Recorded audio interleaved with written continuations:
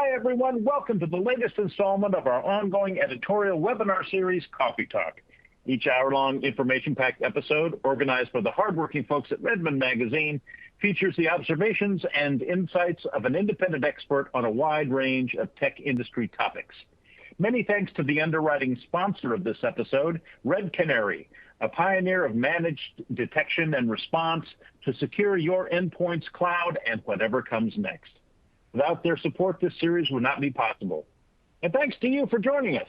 I'm John K. Waters, Editor-in-Chief of the Converge 360 Group of 1105 Media, and I'll be your moderator.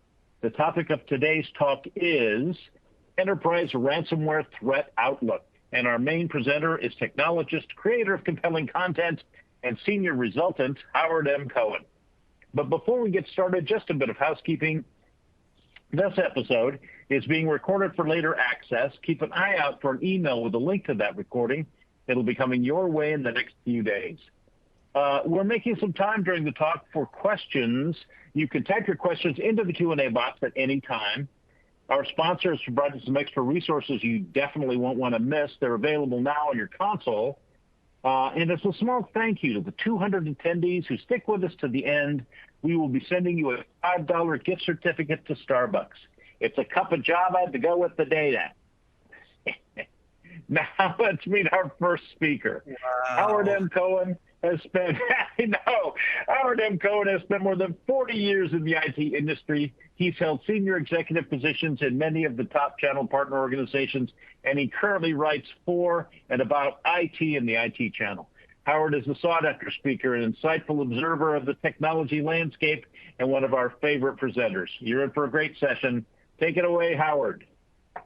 Thank you, John. A cup of Java to go with the data. Oh, I don't know. Yeah. I like cup of Joe to go with the info. That's my favorite. Anyway, hello everybody, and welcome to Enterprise Ransomware Threat Outlook. You'll notice, those of you who are with us regularly will notice that there's two new QR codes on my splash page. The bottom one leads you to the Business Technologist Journal, my new Substack. The top one takes you to my website. So if you'd like to learn more about me and what I do, please feel free to visit. Otherwise, let's get to the word of the day. Yeah, you know that I love to start every session with a word of the day. I think it's the writer in me. And for sessions like this about ransomware, I have in the past used words like PEBCAC. I know it's not a word, it's an acronym. But PEBCAC, here's another time that I used it, came from an error message that says that the problem exists between keyboard and chair. And that spells out PEBCAC. Problem exists between keyboard and chair. For those of you who don't like PEBCAC, we have some other options. We have picnic, problem in chair, not in computer. Hey. We have EBCAC, we just left off the first P. PEBMAC, not Big Mac, PEBMAC, problem exists between monitor and chair. The next one is so popular, and I'm sure you'll recognize it, but you won't recognize it necessarily when I say that it's the ID10T error. But when you see it, you recognize it immediately. The ID10T error. Then there's the level 8 issue, where we have the 7-layer networking model. Well, the application layer being the top, who uses the application? The user. And so layer 8 issue has to do with the user. And I think IBM really hit it right on the nail, right on the head, with IBM, idiot behind machine, which is better than I'll buy Mac or I've been moved or any of the others that they use. Okay, so PEBCAC has been a popular word of the day for these sessions. Another one has been money, because 95% of all breaches are financially motivated. So if we're going to talk about ransomware, we will be talking about money. But in thinking about today's session, I really wanted to focus a little bit more on the very underlying nature of ransomware. And to do that, I turned to a character that I've always been extremely fond of, the Shadow. I couldn't get the echo effect, so you'll forgive me, but the Shadow was very well known for saying, "Who knows what evil lurks In the hearts of men. That was my best Orson Welles, guys. Well, the reason that I quote this is because the word of the day today is evil. Ransomware is an evil thing that people do to each other. It is. It's evil. And if you don't believe me, take it from somebody who has received a ransomware note in email. Here's what one looks like. And when you get it in your inbox, your stomach sinks. You feel like, oh my God, the world, the ground under me just cracked open, and I'm falling into a fissure. The world, life is over. They're telling me how much time I have left. They're telling me if I give them $300, they'll give my data back. Oh my God, the clock is ticking. All these horrible things. Then there's this friendly guy, the dark encryptor. Now he's cool. He only wants $100. But it's going to go to $350 if you don't pay within the next 5 days. Again, not something you want to get in your inbox. Or this one, it only wants $200. But skull and crossbones, not pretty.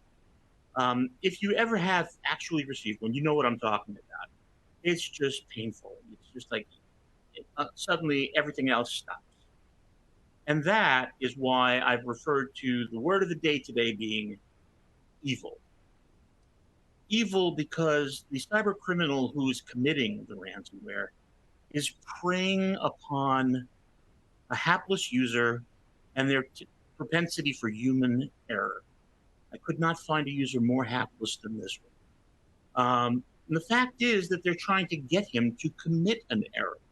People are fallible. People are not like digital devices. They're going to make mistakes. In this case, though, the cyber criminal is trying to force our user to make mistakes. So, a little news, ransomware attacks resurged in 2023. Now, the reality is, a lot of people think that ransomware kind of fell off in 2022. What we've discovered more recently is that our ability to see ransomware was what was lacking in 2022. We lost visibility. The attacks were still going on. And there are new gangs out there committing these attacks, like Royal and Beyond Leon and Play. They're joining existing players like Lockbit and Clop. Clop, by the way, is supposed to be CL0P. So it looks very digital. Anyway, these guys are all committing mass level ransomware attacks. Huge. As a matter of fact, Lockbit committed 45% of them so far this year. So Lockbit is a big, big ransomware gang. In 2022, as far as we know, ransomware was involved in at least 25% of all breaches worldwide. If there were 4 breaches, 1 at least had ransomware as an element in it. They say that increased by 13% last year. I can almost guarantee you it was a whole lot more. But again, we didn't really have the visibility we needed coming off of the whole COVID activity. People made some mistakes. Now, most ransomware activity takes place right here at home in the beautiful United States. Aren't you proud? 43% of victims of ransomware are here, from sea to shining sea. And the most targeted companies are those in the mid-market, between 50 million to 60 million in annual revenue. Not to say that larger and smaller don't get attacked. They do. But this is the hump, if you will, in the bell curve. This is where most of it happens. The industries most targeted, no surprises here. Manufacturing was number 1. Professional services of all kinds, scientific, technical, so forth. Number 2. And educational services, schools, were actually number 3. Many, many more. No industry is exempt. And sometimes they're not industry targeted at all. I also said that money earned the right to be a word of the day because money is very much a part of ransomware. Given that you're supposed to pay a ransom, there's money. So in 2022, as best we know, the average ransom payment $812,000 per incident. $812,000 paid to gain nothing, to just get your existing data back. And $812,000. Now, this is interesting. In 2023, the average cost of a ransomware attack increased 13%, which you would think would get us to about $1 million. I'm sorry, $1 million. But no, it's 5.13 million. That's because this statistic doesn't only count the ransom. Think about this. This includes all of the costs involved in recovering from a ransomware attack. So it's 5 times what the ransom came out to be. Now, that's a guesstimation on my part.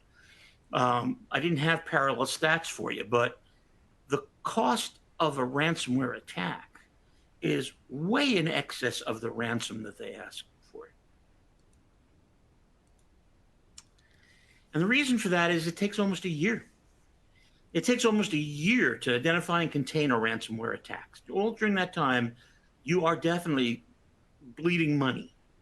Now, you can reduce that hit by more than 10%, like 11% if you call in law enforcement, but more than a third of attacks are never reported for whatever reason. And the funny part is that that's kind of illegal in some businesses. In some industries, there are regulations requiring you to report to specific agencies if you suffer an attack. So we're not there yet. People aren't taking this as seriously as they need to. And in many cases, they just don't know how to take it as seriously as they need to. Here's a big one. The overall cost of cybercrime is going to hit $8 trillion in 2023. Now, you thought that took government to waste $8 trillion. No, no, no, no. The world will lose $8 trillion to cybercrime this year. And that's going to grow by 20% over 2 years to hit $10.5 trillion by 2025. $10.5 trillion lost to cybercrime. So if you don't think it's prevalent, think again. Just ransomware cost the world $20 billion back in 2021. They're expecting that will increase 13-fold by 2031 in 10 years. So we're going to be losing $265 billion just to ransomware, never mind all the other attacks. So last year or the year before, when it was 20 billion, they estimated that an attack took place once every 11 seconds. That's going to go down to 2 seconds by 2031. So every other second, somebody's attacking somebody with ransomware. How do you think the odds are going to increase that you'll be one of those people who gets hit?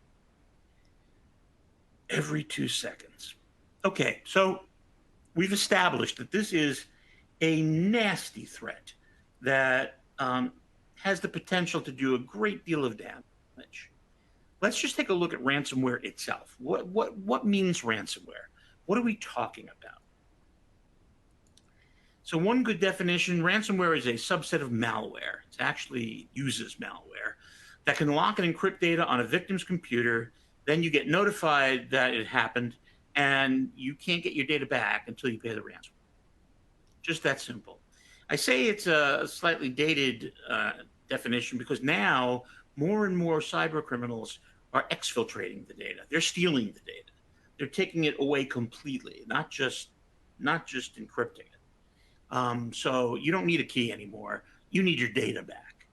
And that's even more frightening. So that's a general definition. Actually, there are more than one type of ransomware. There are several. There are 4 that I can think of. The first one's a simple locker, where you get locked out of your network. You can't access your network. Your password doesn't work anymore. Your MFA fails. You can't get at your network. And so you've got to pay the criminal to give you back your access. Crypto is the name that people use for the one we talked about a moment ago, where they encrypt your data. and you've got to pay before they'll give you the decryption key to unencrypt your data or decrypt your data. And so crypto is a really common kind of ransomware. A newer one, a double extortion. You thought you needed to pay a ransom just to get your data back. You get your data back, you're all fat, dumb, and happy with your data, and you get another ransom note. Oh, by the way, we did copy your data. We still have your data. And if you don't pay this ransom, we're going to release it to the world. We're going to let everybody see your data, your company secrets, your corporate espionage, your books, your customer lists, your product research. I mean, imagine what happens if your intimate, top secret, confidential corporate data suddenly gets posted out there on the dark web or even the normal web. It's horrifying. And so pay this and you won't do it. Double extortion. But wait, there's more, right? And now you don't even really have to be technically adept to commit ransomware. If you would like to commit ransomware, you can get it from the cloud. That's right, ransomware is available as a service. So you simply log in and pay your money, you get your attack kit, you go out and do your attack, and hopefully, for you, hopefully, you get more back in ransoms than you spent on the service. Yes, ransomware is now a cloud service. To the cloud, huh? So how do they get in? How do they get in? Well, there are three most fundamental infiltration vectors that we've known of for years. The first one was RDP, Remote Desktop Protocol. Many of you have used this. You're sitting at home or you're out at a hotel somewhere at a conference, and you log in across the network to your computer back in your office or to a special server back in your office, and it gives you your desktop and all of your applications. Except the data itself isn't transporting back and forth. That takes forever. It's just the screen appearance, which is nothing, very little data. And so you work in that hotel room, and it feels like you're working back in the office. You're directly connected to the network. Everything's good. Here's the problem. Just like you connected to your computer back in the office, other people can connect to your computer back in the office. Now, how do they do that? Well, here's the second infiltration vector. Credential abuse. They've got your passwords. How'd they get them? There are lots of ways to get at people's passwords. There's certainly brute force attacks, which really don't work. It could take you decades to guess out somebody's password. There are still, keyboard listeners that can capture your password as you're typing it. Those definitely still are out there. More common is simple facts like the most commonly used password in all of computing is password. That's right. More people use password as their password than anything else. Otherwise, they're using some combination of 1, 2, 3, 4, 5, 6, 7, 8, 9, or 9. So weak passwords is the second. The third is what I refer to, and this is a technical term, you might want to jot it down, abject stupidity. Abject stupidity. People still write their password on a sticky note and put it under their keyboard, thinking nobody's going to find this.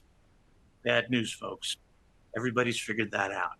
There are some people who actually stick it on their monitor in full view of everybody because they figure nobody needs to get in my access.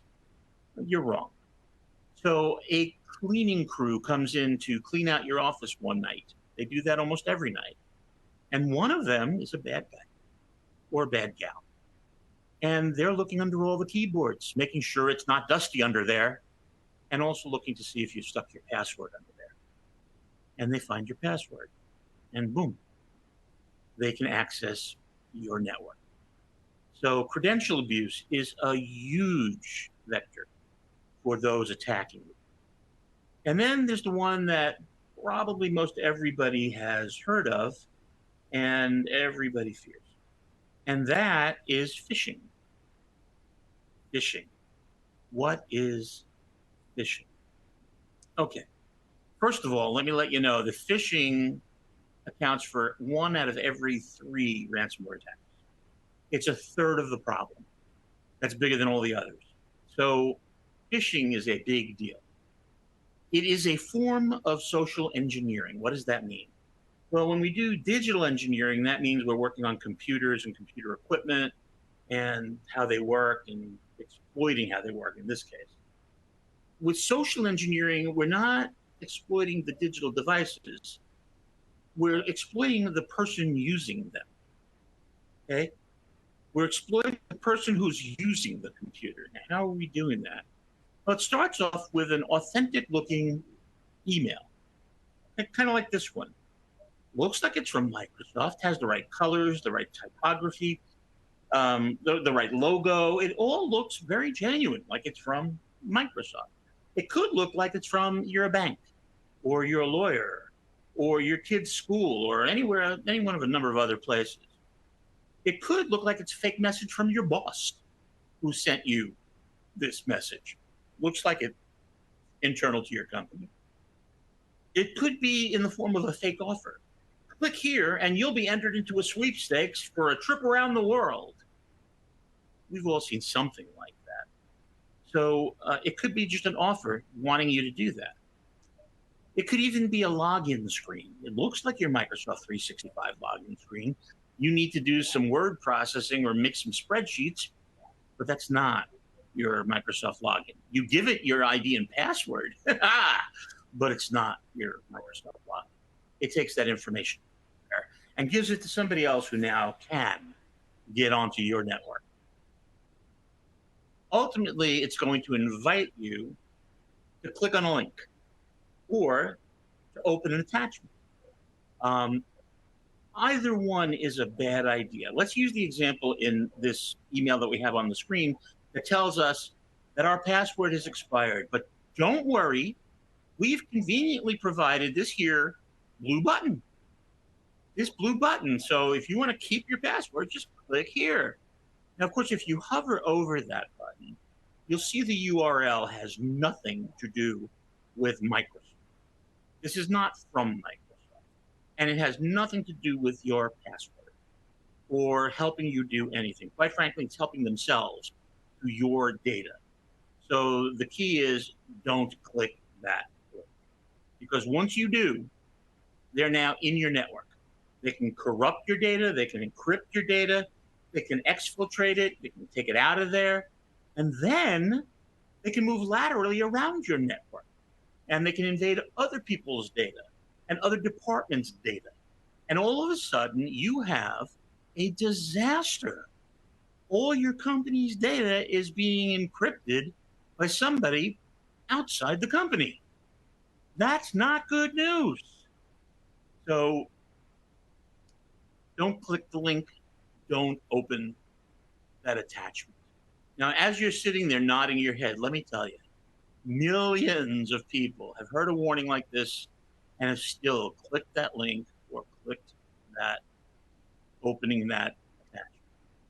That's why ransomware is so popular, because people are so easily fooled. Sorry, just the way it is.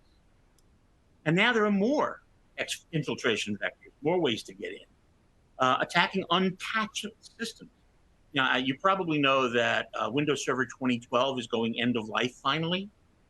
After 11 years, that's okay. Windows Server 2003 took 13, as did Windows XP. Supposed to only be 5. Cyber criminals know when you're using an operating system that went out of useful life and that has been replaced. And there are no more patches coming out of it.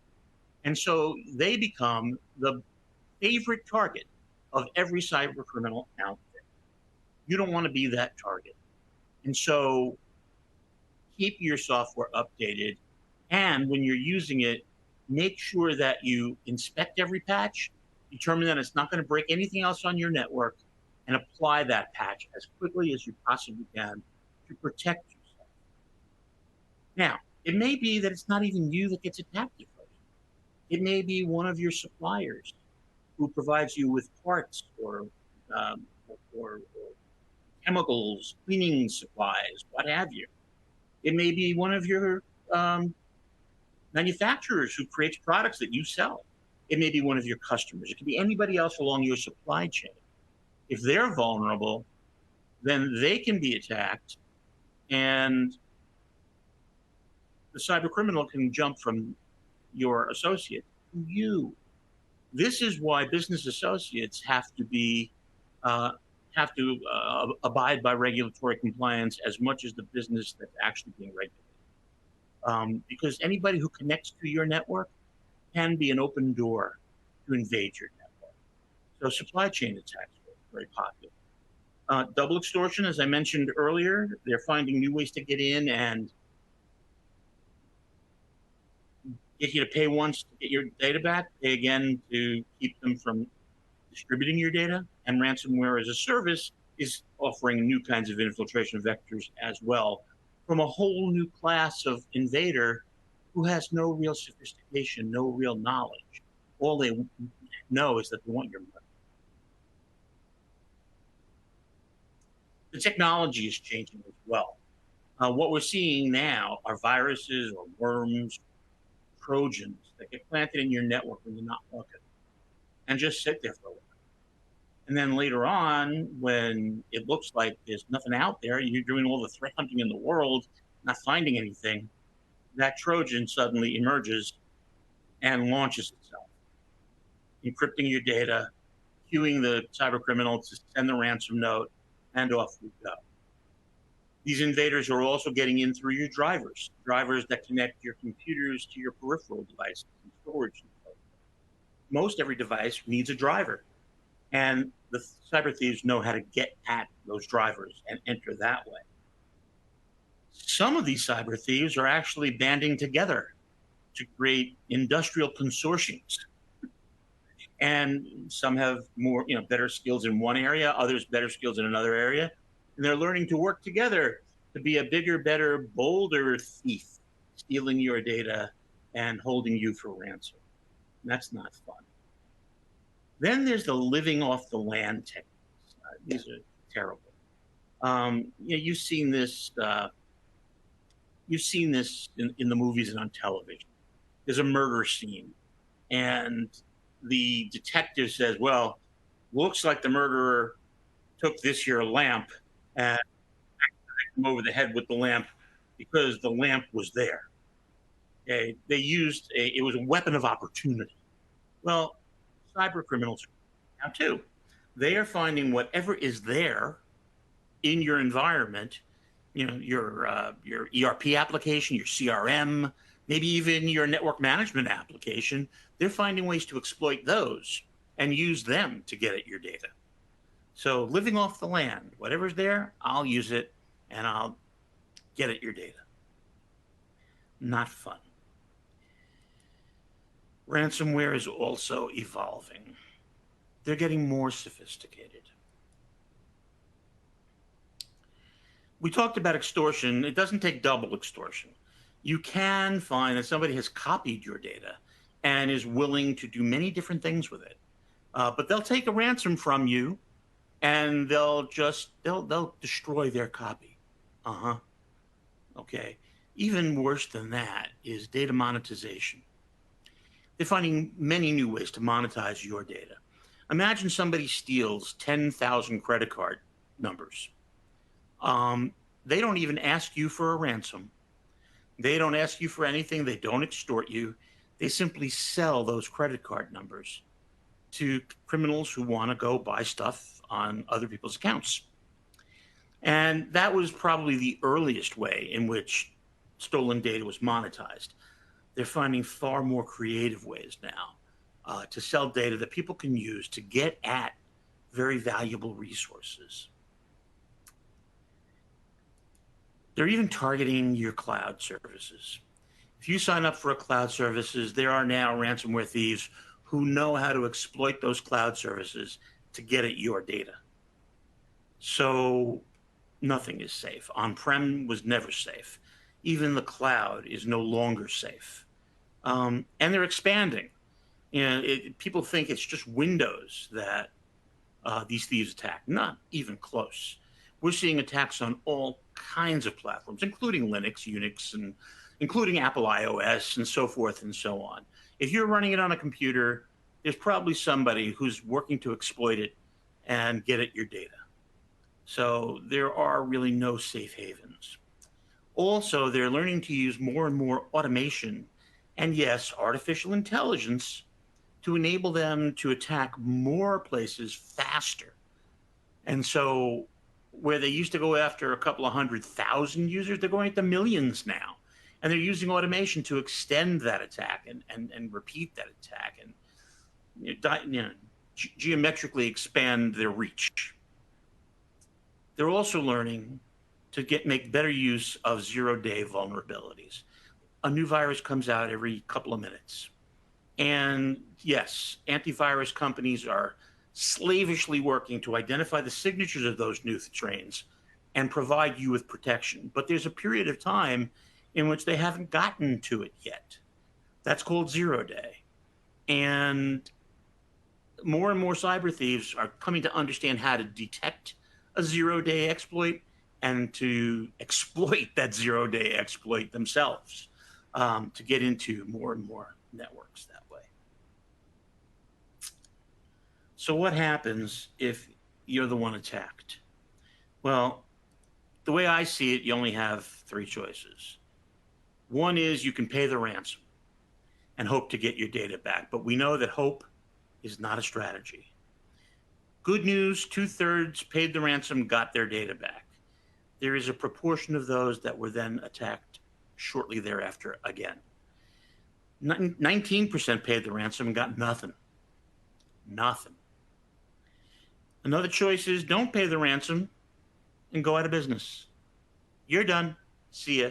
The fact is that when somebody gets hit by an attack like this, 75% of the time, they're gone, out of business within 6 months of that attack. And then there's the other choice, which is to restore your data from backup. If you continually make current backups and somebody encrypts or steals your data, you can clobber that. You can figure out where they got in, close that up, and then restore from your most recent backup. Unfortunately, that choice number 3 is going away. Why do I say that? Well, because attackers have wised up. They're not only attacking your primary data storage, they're going beyond that, and they're attacking your backup data as well. That's right. They're attacking the backups as well as the live data. And so when you go to restore your backup data, it too is encrypted. And the criminal is laughing, nanny, nanny, tutu. I warned you, you got to pay the ransom. It's not fun. I make light of it, but if you've experienced it, it's very, very, very painful. One of the things you can do about that is to air gap a backup. That is, store it on a storage device that is not connected to the network. Many ways to do that. But by doing it, nobody but you can get to it. So air gapping is a good idea. The other way people approach this is to use immutable storage. Write once and that's it. It can't be written on again. Which, by the way, is the reason that to this day, in 2023, almost half of all data is still backed up to tape. Tape cartridges. That's right. Tape cartridges are a vibrant business. They are selling like hotcakes because you can take them out of the drive, put them in your bag, take them home. You can take them out of the drive, hand them to a driver who shows up in a secure truck and takes them off to a hermetically sealed, halon-protected vault somewhere. You can get it off the network and out of reach. And then if somebody attacks your network, you can get it back, restore it, and get back into business in relatively short time without spending $812,360. Okay, so tape. Okay, we're coming up on the end of my session, so let me just prepare you for attacks. I'm going to complete your Jedi training right now. Ready? Number one, the first and foremost thing you want to do to protect your entire organization against user training is teach them to use a lightsaber. No, teach them how to protect themselves from ransomware. Teach them how to identify a phishing email, what to look for, and what to do if they get a phishing email. Now, do not think under any circumstances that this is a one and done. You've done training, so everybody knows what to do. Thank you very much. Have a nice day. See you someday in the future. No, can't do it. You need to regularly hold another training and another training, regular refreshers to remind people of their responsibilities, to remind them of how easy it is for somebody to slip through, to remind them of what it can cost if they let somebody slip through. And by the way, if you want to motivate, okay, if you really want to motivate your people, here's my suggestion. Pack up your gear, stow your tackle, and go fishing. That's right, get out there and go fishing. I don't mean at a lake. I mean send phishing emails to your own people. Go ahead, send phishing emails to your own people, or have an ethical hacker do that for you. Okay, it's the ransomware version of regular penetration testing. Can we break into the network? In this case, you send a phishing email, and anybody who falls for it gets a note to come see you in your office. And when they get there, you say, I've got some bad news and I've got some good news. The bad news is that we detected that you fell for a phishing scam. And you clicked on a link that opened the door to all kinds of malware and data theft and ransom payments we're going to have to make. Then when you see that they've completely clenched and they're shaking with fear, smile and say, but here's the good news. The person who sent that phishing email was me. I was tested. You failed. That's not good news, right? But boy, is it motivating to the person who failed. Boy, is it motivating to the person who had to be called into the office and told, you clicked on a link we told you never to click on. Nothing motivates people more than fear. I'm sorry. It's not the way that I like to manage. But in the case of an evil attack like this, you have to show them that evil does exist in the world. That's a good way to do it. Whatever you do, and you've heard this a million times, here's one more: multiple layer defense. Not enough to throw up a firewall and hope for the best. You need an intrusion prevention system. You need a multi-factor authentication system, antivirus, anti-malware. You need so many layers that nobody can get through. And these days, you have to focus in on the endpoints, because every endpoint, every laptop, every tablet, every smartphone, they're all doorways into your network. And you must shore them up. You must protect them very powerfully. Also consider adopting zero trust. Zero trust network access is not a product. It's not even a product suite. It is a strategy. And it is a strategy that comprises a couple of dozen different protocols and different techniques. When you combine all of them, you're building an all but impenetrable fortress for your network, and that's exactly what you want to do. You want to be sure that you include things like extended detection and response.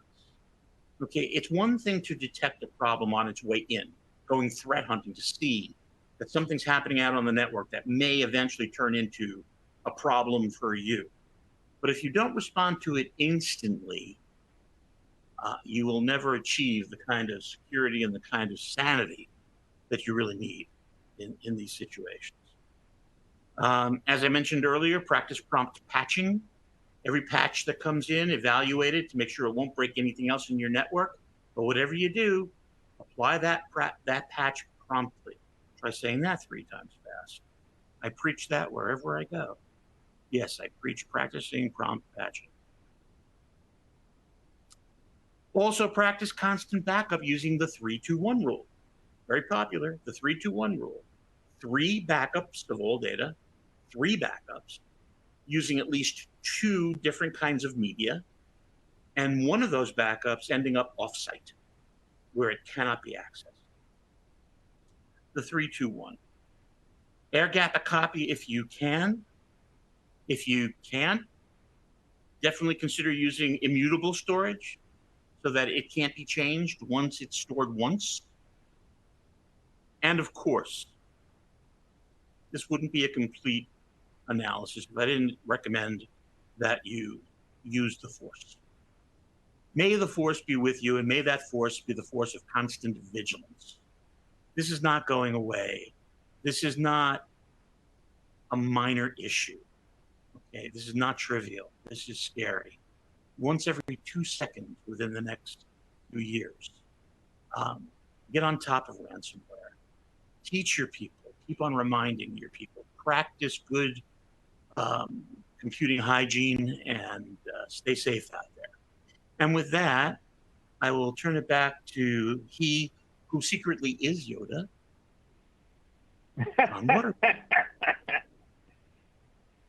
There is no try. There is only do or not do.